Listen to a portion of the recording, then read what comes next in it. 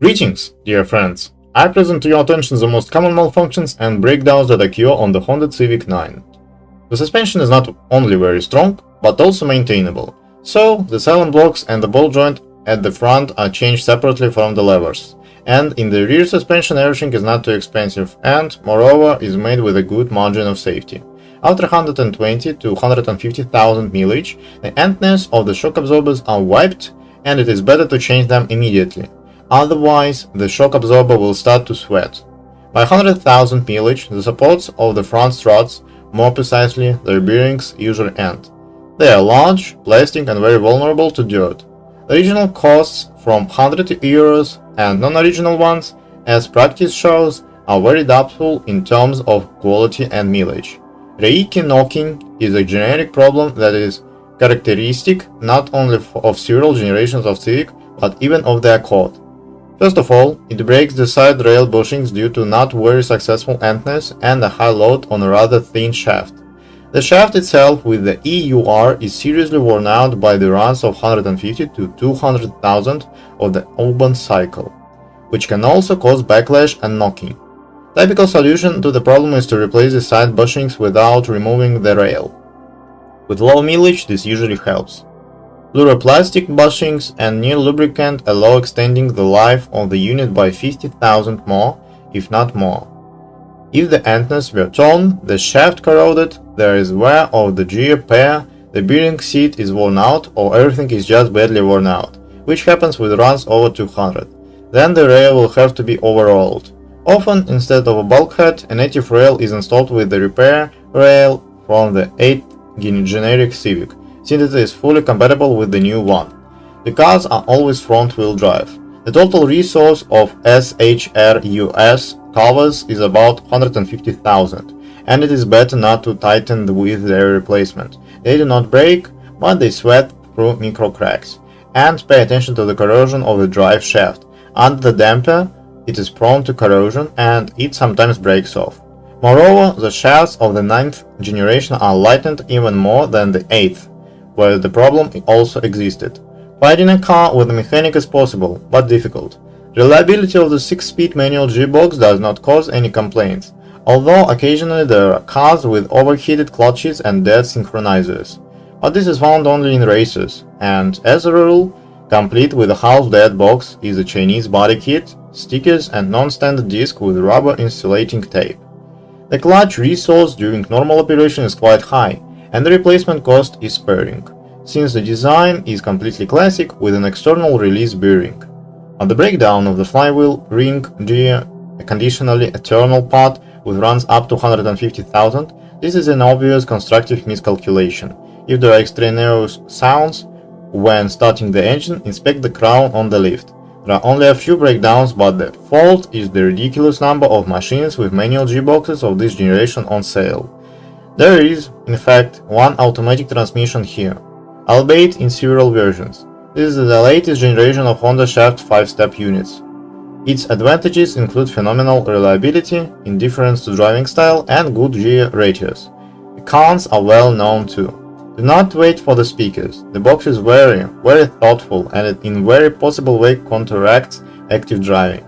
But the fuel consumption is almost lower than with the manual gearbox.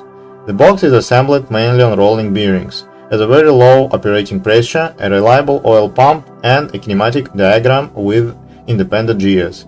As a result, breakdowns are extremely rare.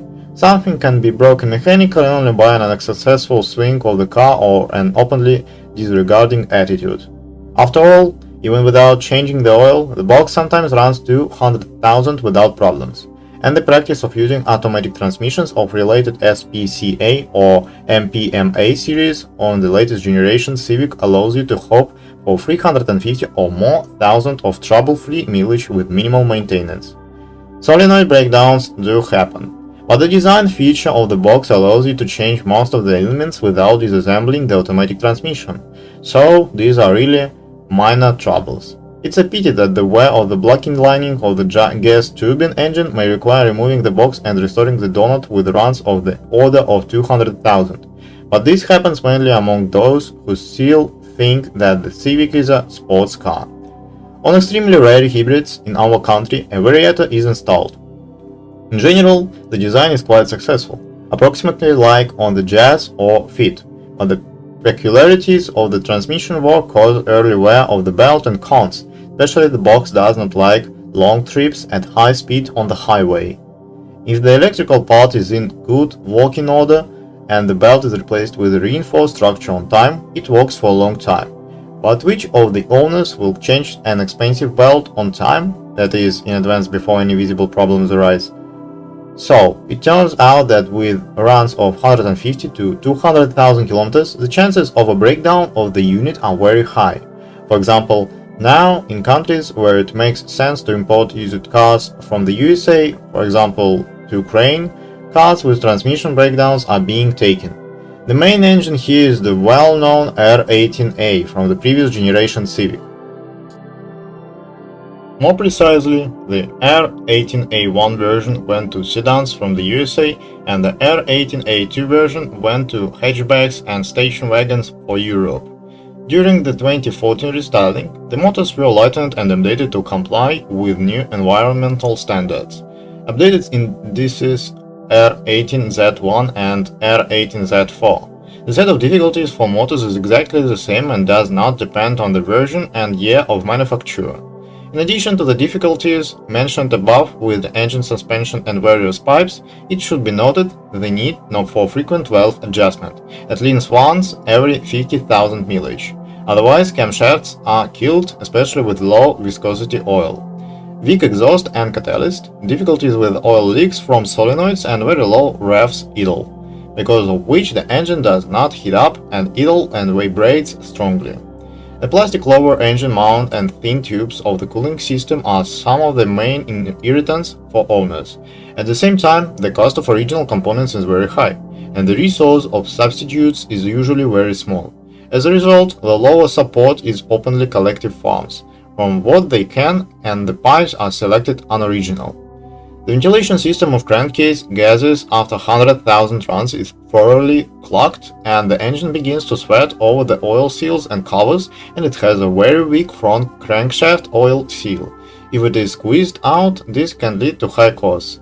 The timing chain resource is large, more than 250,000. The oil pump is very reliable, and the liners work perfectly even on low viscosity SAE20 oil. It's a pity that the camshafts from it gradually crumble.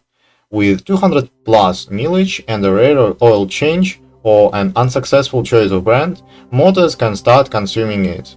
Usually, the flow rate does not go beyond a liter or two from replacement to replacement. The reason is almost always the occurrence of piston rings and a malfunction of the VKG. On a pleasant note, the price of a contract R18 starts at 60,000 rubles, which is very little for a fresh unit. The hybrid version is equipped with L15B motors, a series well known from the Honda Jazz. These engines are very reliable, but they often suffer from an early oil appetite, and for some reason the resource of candles and coils is low. Apparently because the manufacturer has clearly set too long service intervals and the load on the motor is high. Rare diesel engines are not as problem-free. So, 1.6 is famous for both oil leaks from the heat exchanger and weak particulate filters, and the liners on it do not last long. The 2.2 engine just has a whimsical fuel system, sticking injectors, frequent airing, and similar diesel problems. On this, information about the problems of the Honda Civic IX is exhausted. If you know more or disagree with what you heard, I'm waiting for you in the comments.